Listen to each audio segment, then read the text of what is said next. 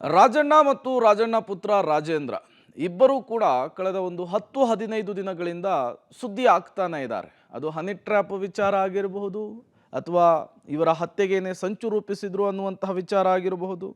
ಈ ವಿಚಾರದಲ್ಲಿ ಈಗ ಒಂದಿಷ್ಟು ಬೆಳವಣಿಗೆಗಳು ಮತ್ತಾಗ್ತಾ ಇದ್ದಾವೆ. ಆಪ್ತ ಸಚಿವರುಗಳಿಬ್ಬರು ಸಿಎಂ ಬಳಿ ಮಾತನಾಡಿದ್ದಾರೆ ಎಂಬ ಮಾತುಗಳು ಕೂಡ ಕೇಳಿ ಬರ್ತಾ ಇದೆ. ರಾಜಣ್ಣ ಹೇಳಿಕೆಯ ಉದ್ದೇಶ ಏನೇ ಆಗಿದ್ರೂ ಕಷ್ಟದಲ್ಲಿ ಅವರನ್ನು ಕೈ ಬಿಡೋದು ಸರಿಯಲ್ಲ. ದೆಹಲಿ ಪ್ರವಾಸದಲ್ಲಿ ರಾಜಣ್ಣ ಮ್ಯಾಟ್ರು ಮುಖ್ಯವಾಗಿ ಚರ್ಚೆ ಆದರೆ ಅವರ ಸಮಸ್ಯೆ ಹೈಕಮಾಂಡ್ಗೆ ಮನವರಿಕೆ ಮಾಡಿಕೊಡಿ ಅಂಥೇಳಿ ಮನವಿಯನ್ನು ಮಾಡ್ಕೊಳ್ತಿದ್ದಾರಂತೆ. ಹೈಕಮಾಂಡ್ ಸೂಚನೆ ನೀಡಿದರೂ ಕೂಡ ಹನಿ ಟ್ರಾಪ್ ವಿಚಾರದಲ್ಲಿ ದೂರನ ಕೊಡಲಿಲ್ಲ. ಇದನ್ನೇ ಮುಂದಿಟ್ಕೊಂಡು ಹೈಕಮಾಂಡ್ ಕ್ರಮಕ್ಕೆ ಮುಂದಾಗದಂತೆ ನೋಡ್ಕೊಳ್ಳಿ ಅಂಥೇಳಿ ರಾಜಣ್ಣ ಅತ್ಯಾಪ್ತರಿಬ್ಬರು, ಅವರು ಕೂಡ ಸಚಿವರೇ ಅಂತೆ, ಅವರು ಪ್ರತ್ಯೇಕವಾಗಿ ಸಿಎಂ ಅನ್ನ ಭೇಟಿ ಮಾಡಿ ಮನವರಿಕೆ ಮಾಡಿಕೊಡುವಂತಹ ಪ್ರಯತ್ನವನ್ನು ಮಾಡಿದ್ದಾರೆ ಎನ್ನಲಾಗ್ತಾ ಇದೆ. ಈ ಮೂಲಕ ರಾಜಣ್ಣ ಆಪ್ತರಿಂದ ಸೇವ್ ರಾಜಣ್ಣ ಅಭಿಯಾನ ಶುರುವಾದಂತೆ ಕಾಣಿಸ್ತಾ ಇದೆ.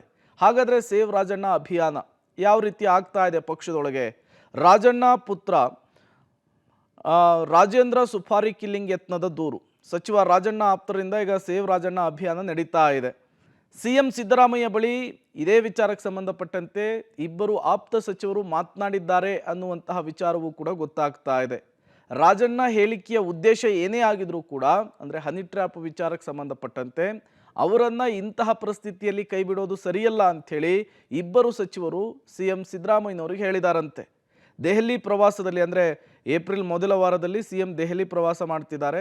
ಆ ಸಂದರ್ಭದಲ್ಲಿ ರಾಜಣ್ಣ ಮ್ಯಾಟರ್ ಬಗ್ಗೆ ಚರ್ಚೆ ಮಾಡಿ ರಾಜಣ್ಣ ಅವರಿಗೆ ಯಾವುದೇ ರೀತಿಯ ಸಮಸ್ಯೆ ಆಗದೇ ಇರೋ ರೀತಿಯಲ್ಲಿ ನೋಡ್ಕೊಳ್ಳಿ ಅನ್ನುವಂತಹ ಮಾತುಗಳನ್ನು ಆಡಿದಾರಂತೆ.